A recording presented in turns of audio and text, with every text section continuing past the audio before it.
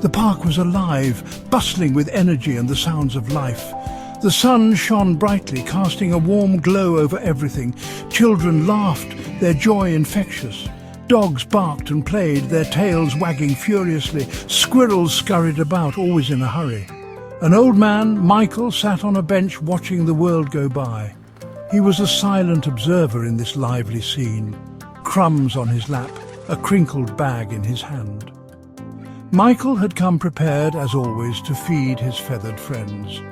Cooing filled the air. Pigeons, ever watchful, began to gather around him.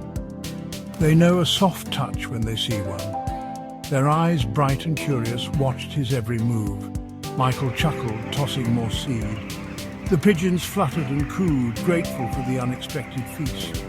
These creatures, they remind him of himself, always searching, always hoping for a bit of kindness, always looking for a free meal, a bit of excitement. Their simple lives, so full of purpose. Michael's life, oh, it was full of excitement once.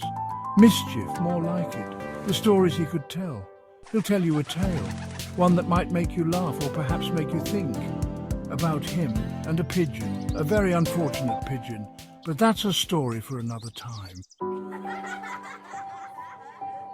Picture this. I was a young lad full of beans. The world was my playground, and every day was an adventure waiting to unfold.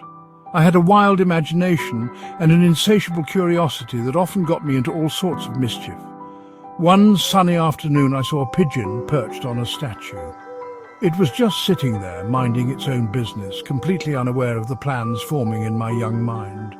Now, this wasn't any ordinary bird, it was a fancy one, with feathers like spun gold, or at least that's how it seemed to my young eyes. It shimmered in the sunlight, looking almost magical. At least that's how I remember it. An idea struck me. What if I could get closer to this magnificent creature? What if I could make it fly? A terrible, brilliant idea. I wanted to see it fly up close. I imagined it soaring into the sky, its golden feathers catching the light, creating a spectacle just for me. So what did I do? I snuck up on it and, with all the stealth I could muster, I crept closer and closer, my heart pounding with excitement. Well, let's just say my attempt to give it a gentle nudge into the air wasn't so gentle.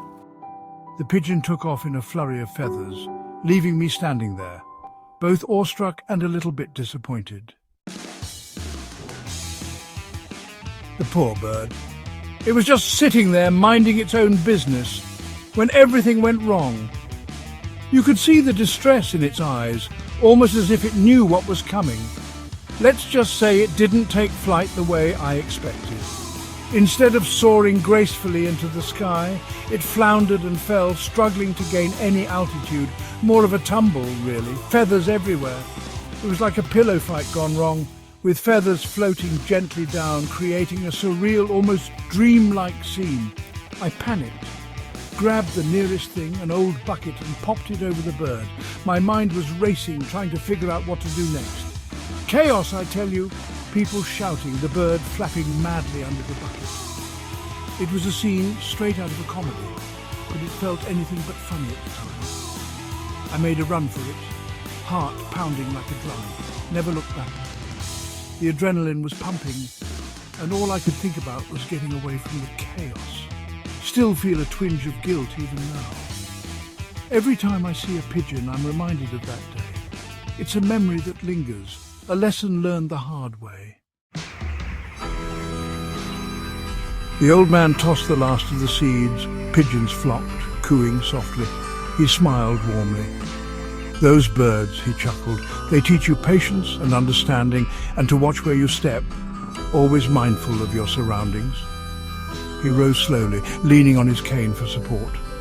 Lessons learned in the most unexpected ways. The park bustled on, life continuing. But the old man, he carried the memory of a golden pigeon and a lesson learned, tucked away with a chuckle in his heart.